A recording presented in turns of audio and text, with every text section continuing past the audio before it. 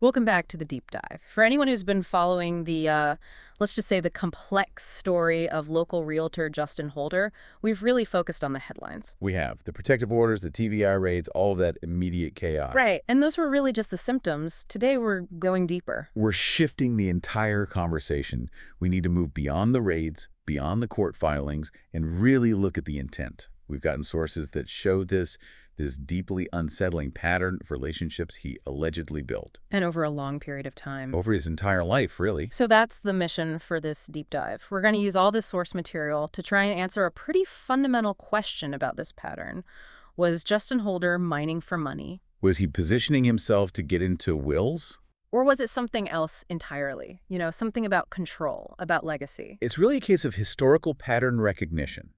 What we're doing is connecting all these different data points from when he was a teenager to his connections with judges as an adult. And you're looking for the common thread. Exactly. The why. Why these specific people? Why these influential families or these very vulnerable individuals? If you can figure out the motive behind the relationships, then you can really understand the scope of the whole alleged strategy. Okay, so let's start at the beginning of the public part of this story. Our sources say the whole campaign to expose this pattern really started to gain momentum in May of 2025. Right. That's when it went public and the floodgates just opened. People started coming forward. And it wasn't just, minor stories of harassment. People were pointing to these incredibly deep connections he had. To prominent local families, to political figures. It was almost unbelievable. And this is where Jack Diggs comes in. He's the one who really blew the public whistle on all this. He took a huge risk. And he started pulling on those threads. And the very first one, the first major red flag, it pointed to this deliberate strategy of getting close to power, specifically the judiciary. That's a huge deal. The sources detail these, surprisingly close relationships Justin had with two local judges. And this wasn't just professional networking. No, not at all. This was intimate. And the first sign that this proximity was, functional, that he was using it, came right when that campaign against him started. You see this remarkable defensive circle just snap shut around him. Mm-hmm. The wife of one of those judges, she immediately rushes to his defense, publicly. Vouching for him, standing by him, even with all this evidence and these really disturbing allegations piling up. That kind of immediate high-profile support suggests something profound. Mm-hmm. A cultivated loyalty maybe, or even a dependency he had managed to create. It just showed he had insulation. In very high places. Mm-hmm. So while he's enjoying this insulation, what's he allegedly doing? Well, the sources allege he was leveraging that trust. Specifically, he was using that judge's Nashville condo for some very high-risk personal activities. Like meeting affair partners. Exactly. And you see, this gives us an early blueprint for the whole alleged strategy. Proximity wasn't just for defense. It was for acquiring resources and mitigating risk. So he's building this orbit, not just with friends, but with powerful people whose resources A private condo, yes. he could use, and whose reputation he could then leverage as a shield. It's a calculated investment in influence. Yeah. He was building a network that could contain any fallout, even when his own actions were putting those people at serious personal risk. That's a critical point. Okay, so let's jump forward a few months. It's August 2025. The investigation is getting deeper, and Jack Diggs gets a message. A very pointed message. It said, "You need to look into Justin's strange relationship with the Hudas." And this Huda connection, it takes us into a different kind of alleged control. It's more subtle. We're moving from proximity to power structures, to proximity to community legacy. Yeah. To wealth. Right. So when Diggs starts looking, he finds public evidence that goes back years. There's a WGNS article from 2016 about Mary Huda's tragic death. And who's quoted in the article speaking as a close family friend. Justin Holder, he's all over it, speaking so warmly, positioning himself right at the center of this family's moment of, profound vulnerability. And this is where the source material gets really heavy. Because the investigation confirmed this wasn't just some casual acquaintance. He was their neighbor. He was eating dinner with them, spending time with them constantly. The phrase that sources used, and it's so telling, is that he was woven into their lives. Let's talk about why that weaving is so important. The Hudas are a very established, influential family in Murfreesboro. Long-standing connections, inherited capital. So what does this deep social integration tell us about his long-term strategy? It's more than just being a good neighbor. It's about mining for legacy. If you are woven into the emotional fabric of a family like that, you are positioned to influence, well, not just business decisions, but maybe estate decisions. Or just benefit from their social capital. Precisely.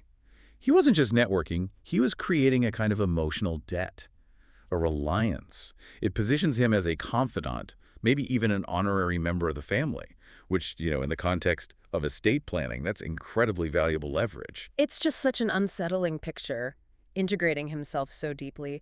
And that whole idea of seeking out dependency and intimacy, it gets even more disturbing when you look further back. Back to his high school years. Yes, this is where the pattern really solidifies around targeting vulnerability. As a financial and psychological strategy. Multiple high school classmates of his reached out.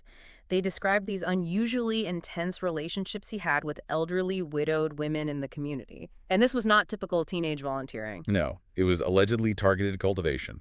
The speculation, even back then among his peers, was immediate. That he was trying to get written into this widow's will. That the relationship had a very practical purpose. Hmm. And the sources confirm he got things from her. Tangible assets. A valuable fur coat and a ring. And what happened to those items later is, it's incredibly telling. That fur coat, it was later given to his second ex-wife. So it moves from one point of alleged acquisition to another relationship in his adult life. It's transactional. And the ring. This is where the history connects directly to the recent headlines. It really does. The sources say that ring, the one he got from this widow as a teenager, was at times stored in the very same safe that the TBI later seized in their raid. Now, we have to be clear. We can't confirm it was in there at the exact moment of the seizure.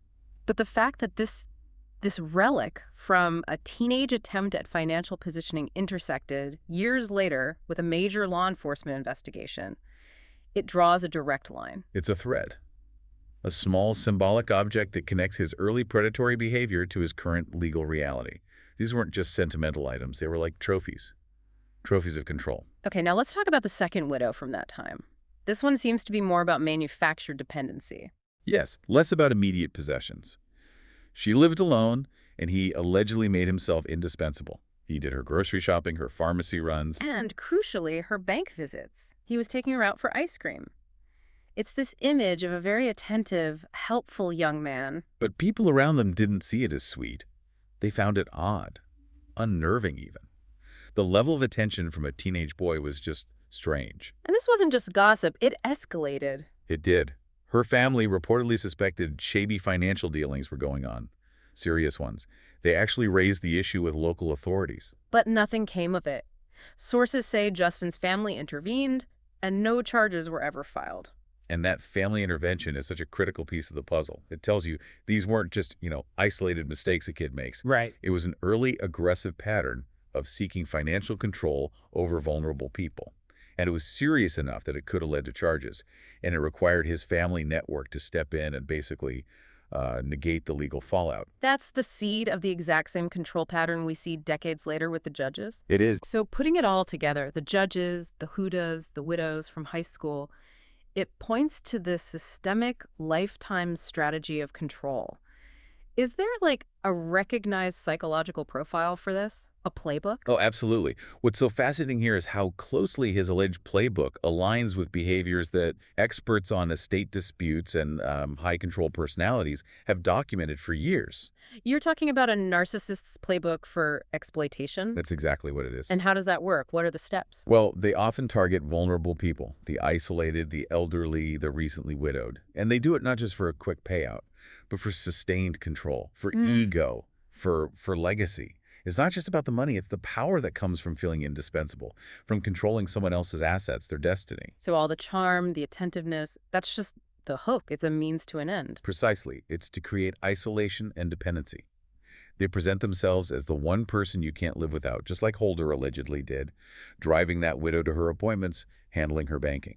By inserting themselves into the target's daily life, they can strategically push away family members who might be watching. And once that isolation is achieved, the path to manipulating a will or using possessions as leverage, it becomes wide open. It's a form of social and financial engineering.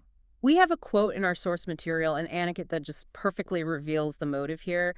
The way his financial strategy was totally dependent on other people's resources. The retirement account, quote, it's chilling. He allegedly bragged about not having a conventional retirement plan. He just said, flatly, my retirement account is ex-wife's father. I mean, that quote just crystallizes everything. It's a direct confession of a strategy built on exploiting others.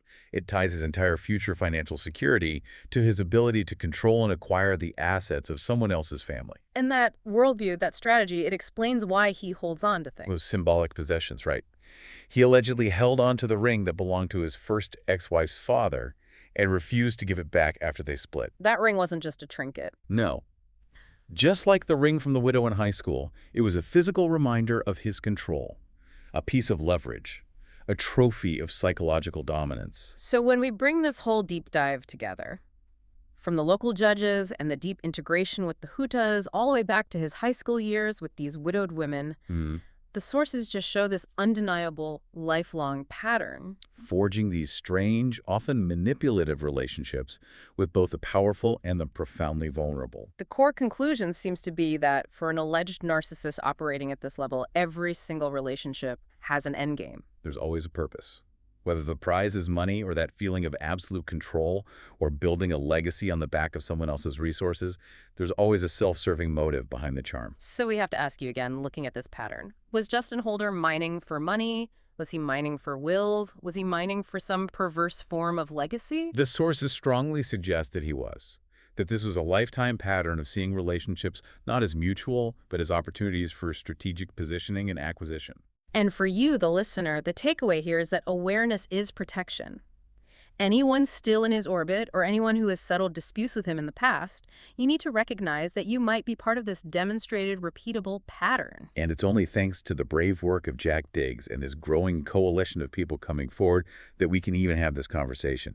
They continue to gather testimony, to gather documents, because when public trust is at stake, silence is just complicity. This has been The Deep Dive. Stay sharp, stay principled, and never, ever underestimate the calculated power of proximity.